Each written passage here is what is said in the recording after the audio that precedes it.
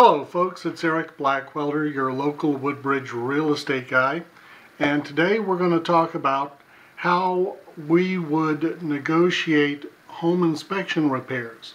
So for just a moment I want you to pretend that you've just bought a house and you've had a home inspection, and as with most home inspections there's some deficiencies that come up. Things that need to repair, either deferred maintenance or things that are broken or not working. You see, the three primary reasons you have a home inspection are: first, to rule out the unlikely possibility of a fatal flaw.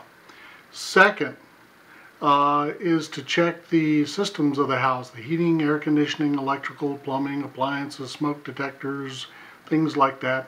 And then third, to check those items that will be checked by the appraiser. For example, trim on the outside of the house that needs some paint, or the roof needs new shingles, things of that sort.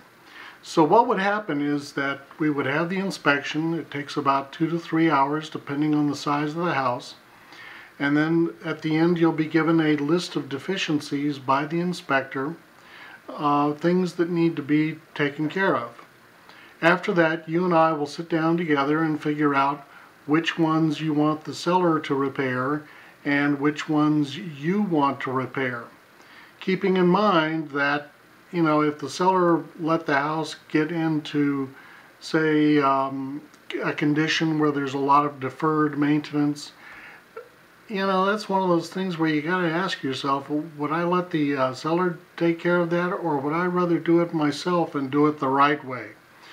But anyway, we would write up a list of the deficiency on an addendum, and we would sign it and give it to the seller. Now, there's a deadline of 3 days that the seller has to get bids, look over the items, decide what to do. If the seller agrees to repair all of the items, great. The home inspection contingency dies at that point and we move forward. However, if the seller says, no, I'm not going to fix any of them, or I'm going to fix some of them but not all of them, or I'm going to fix everything except this one right here, then it flops back into our court and you'll have 3 days to consider it, sleep on it, get a bid from a contractor, and decide, is it a fatal flaw or is it just a detail? If it's a fatal flaw, you can kiss that contract goodbye, walk away unharmed with your deposit money back, and you don't have to proceed.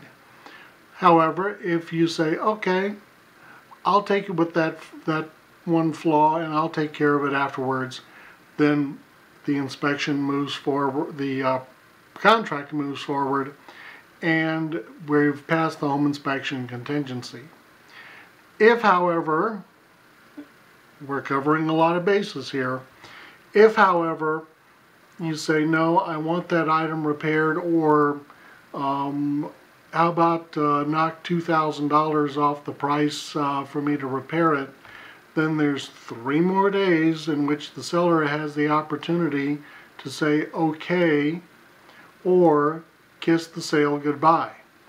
And if they don't respond within 3 days, then you have the right privilege and option to cancel the contract, to void it, to obliterate it, to stomp it into the ground. So it seems a little complicated there, so just know that I'll be with you every step of the way and I'll guide you through so that we won't miss any problems, and like a good pilot flying you across country, I won't bail out on you. So it's Eric Blackwelder, Exit Choice Realty, 703-677-1120, 677-1120. Talk to you soon. Bye now.